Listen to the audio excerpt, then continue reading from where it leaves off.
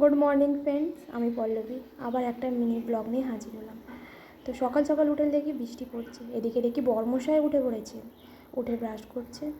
তো আমি স্নান করবো বলে স্নানের জন্য এ বাড়িতে আসলাম এবং স্নানের প্রস্তুতি নিচ্ছিলাম।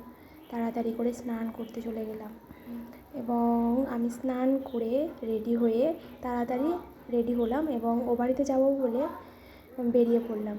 সকালে যে পরিমাণের বৃষ্টি পড়ছিল, তো তারপরে দেখি আকাশ পরিষ্কার এবং সূর্যটা উঠেছে।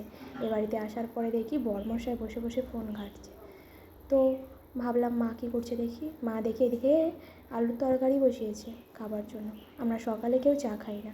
আমি দুটো গ্লাস নিয়ে বসে পড়লাম নুন চিনির জল করবো বলে। যা গরম পড়েছে, সকাল সকাল একটু নুন চিনির জল খেলে মনে হয় শরীরটা একটু ঠান্ডা থাকে। তো দুটো গ্লাসে গুলছিলাম, একটা আমার জন্য এবং একটা আমার বড়মশাইয়ের জন্য। তাড়াতাড়ি করে নুন চিনির জলটা গোলা কমপ্লিট করার চেষ্টা করছিলাম। এদিকে দেখি মাও বসে পড়েছে খাবার জন্য। তো জলটা কমপ্লিট হয়ে যাওয়ার পরে আমি একটা গ্লাস জল নিয়ে আমার বড়মশাইয়ের কাছে এগিয়ে গেলাম এবং বড়মশাইকে জলটা দিয়ে দিলাম। সে হাসি মুখে এক গ্লাস জল খেয়ে নিল, খেয়ে গ্লাসটি আমার হাতে দিল। দেওয়ার পরে দেখি বড়মশাই রেডি হচ্ছিল। এই প্রথমবার সে মাঠে যাচ্ছে, আমাদের বীজ ফেলা হচ্ছে।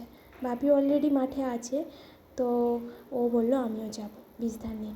মা ওকে দেখে বলে, এ কি তুই মাঠে যাবি? তো এইভাবে যাবি? কোনোদিন মাঠে যায়নি তো। বলল জুতো পরে যাবি? ও বলল আমি জুতো খুলেই যাব। তো মাও যাবে, তো ও চেষ্টা করছিল গামছাটা বাঁধার, কিন্তু কোনোদিন না গেলে যা হয়। যা হোক করে গামছাটা বেঁধে আমাকে জিজ্ঞাসা করছিলো গামছাটা বাঁধা হয়েছে? আমি বললাম মোটামুটি। তো অপেক্ষা করছিলো মায়ের জন্য। মা বীজদানগুলো নিয়ে আসার পরে মাথায় তুলে দিল। মা বলল তুই এগো, আমি আসছি বলে ও এগিয়ে গেল এবং ওকে টাটা করে আমি তাড়াতাড়ি দুপুরে রান্নার জন্য সব কিছু কাটাকুটি করে ফেললাম। করে দুপুরে রান্নাও কমপ্লিট করে সবার জন্য রেডি করে ফেললাম।